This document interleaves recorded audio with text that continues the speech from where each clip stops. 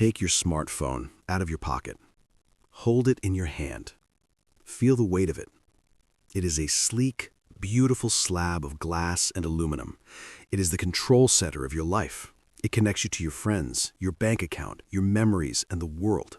It is a marvel of modern engineering, a testament to human genius. But if you could look inside that sealed casing, past the microchips and the camera sensors, you would find a small, rechargeable lithium-ion battery. And inside that battery sits a few grams of a silver-blue metal called cobalt.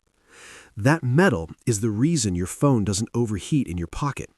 It is the reason you can charge it hundreds of times without the battery dying. It is the secret ingredient that makes the digital age possible. But there is a very high probability that the cobalt in your hand right now was dug out of the ground by a child using their bare hands. We often hear about blood diamonds, but we rarely talk about blood batteries. Yet the human suffering embedded in our electronics dwarfs almost any other resource conflict in the world today. This is the story of the invisible supply chain that links the poorest people on Earth to the richest companies in history. This is the true cost of your iPhone. To understand this story, we have to go to the Democratic Republic of the Congo, specifically to the southern provinces of Lualaba and Haut-Katanga. This is a region of the world that geology cursed with too much wealth.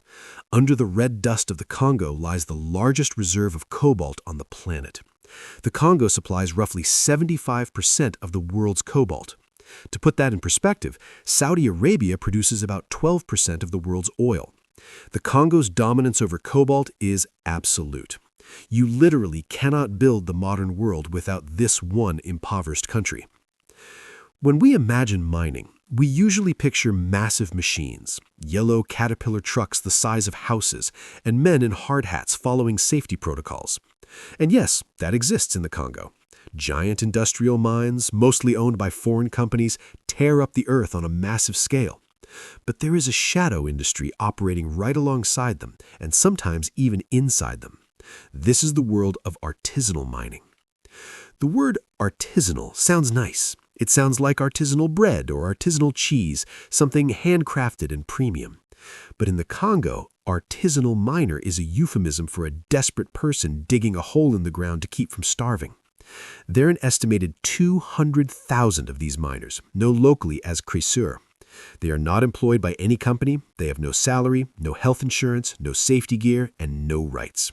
They are informal workers who scavenge for ore wherever they can find it. Imagine a landscape that looks like the surface of the moon. The earth is scarred with thousands of hand-dug tunnels. These aren't engineered mine shafts, they are rat holes.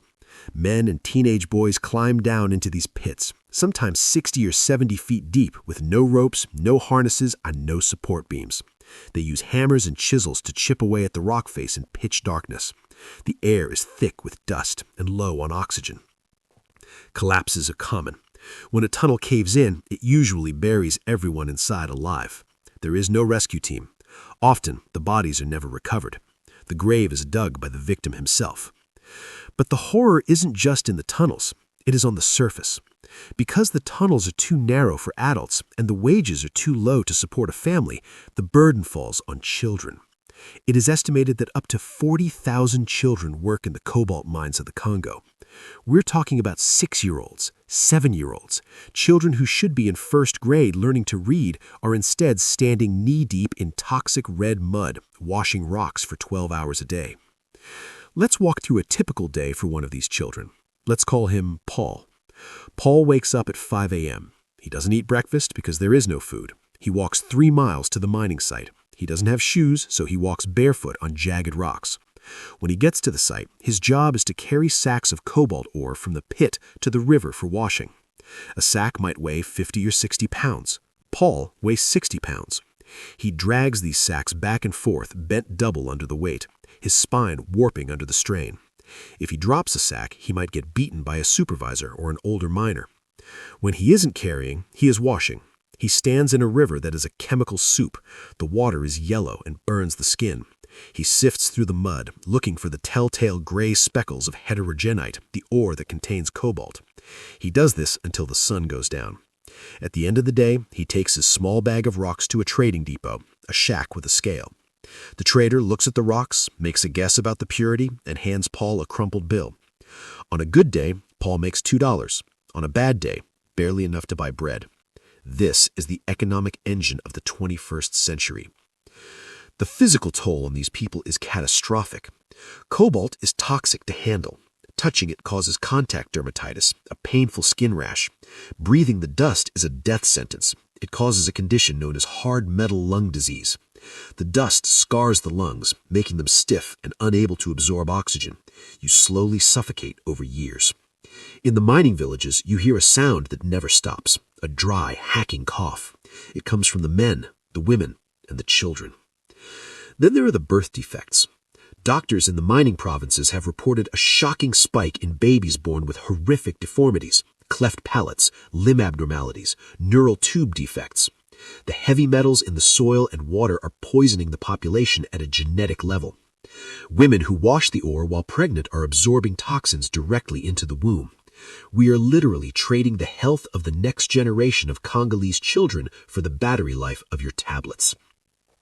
So, how does this rock, dug by a starving child, end up in your shiny new iPhone or your Tesla Model 3? This is where the supply chain becomes a magic trick. It is designed to be opaque. It is designed to wash the blood off the stone. It starts at the buying houses, or maison d'achat. These are small shacks scattered around the mining areas, usually run by middlemen. They buy the sacks of rocks from the artisanal miners for cash, no questions asked. They don't ask if a child dug it. They don't ask if it came from a protected area. They just weigh it and pay. Once that sack is dumped into the larger pile at the buying house, its origin is erased. It is mixed with tons of other ore. From the buying house, the ore is loaded onto trucks and driven to processing plants. Most of these plants are owned by Chinese entities. This is a crucial part of the puzzle. Over the last 15 years, China has systematically bought up the cobalt supply chain. Chinese companies own roughly 15 of the 19 largest industrial mines in the Congo. They control the refining. They control the battery production. At these processing plants, the artisanal ore, the stuff dug by kids, is mixed with industrial ore, dug by machines. It is thrown into a furnace and smelted down into cobalt hydroxide or cobalt metal. Once it is melted down, it is chemically impossible to tell the difference between clean cobalt and dirty cobaltin. It all looks the same. It is then shipped to battery component manufacturers in Asia, who sell the cathodes to battery makers like Samsung SDI, LG Chem, or CAT. By the time Apple buys the battery, they can plausibly say, "We audit our smelters and they follow the rules." But the crime happened 5 steps back in the chain, at the mud pit where the child sold the rock to the middleman. The supply chain is a laundering machine. It takes a product produced by slavery and turns it into a clean industrial commodity. The big tech companies know this. For years they denied it. Then, when investigative reports and lawsuits started piling up, they shifted their strategy. They started promising transparency. They launched audit programs. They claimed they were using blockchain technology to trace minerals. But investigative journalists who go to the ground, like Siddharth Kara, the author of the explosive book Cobalt Red, report that these audit programs are largely theater. Kara describes visiting mining sites that were supposed to be model mines, places where international standards were allegedly upheld. What he found was that on the days the auditors visited, the children were chased away, the workers were given helmets, and the site was cleaned up. As soon as the auditors left, the helmets came off, the children came back, and the misery resumed. It is a Potemkin village. The demand for cobalt is simply too high, and the price of artisanal labor is too low for the system to correct itself. And here is the most terrifying part. This problem is about to exponentially worsen. We're standing at the edge of the EV revolution. Governments around the world are banning gasoline cars. By 2035, the European Union, California, and many other places will only allow the sale of electric vehicles. An electric vehicle battery requires thousands of times more cobalt than a phone battery. A phone might have a few grams. An EV battery contains up to 30 pounds of cobalt. The World Bank estimates that the demand for cobalt will increase by 500% by 2050. Where is that cobalt going to come from? There is only one place on Earth with enough reserves to meet that demand: the Congo. As the pressure to produce scales up, The pressure on the people of the Congo will scale up with it. The artisanal miners won't be replaced by machines. They will be pushed harder. The rat holes will get deeper. The lines of children carrying sacks will get longer. The rush for green energy in the West is driving a humanitarian catastrophe in Africa. We are trying to save the planet from climate change, but we are doing it on the backs of the poorest people on Earth. It's also a geopolitical ticking bomb. The United States and Europe slept while China locked down this supply chain.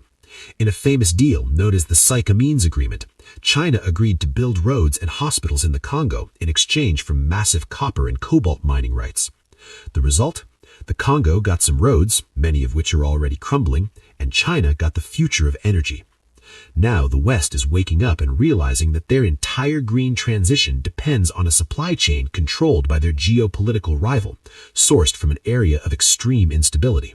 Please don't forget to subscribe to our channel, The Undercurrents, and share our video to promote it.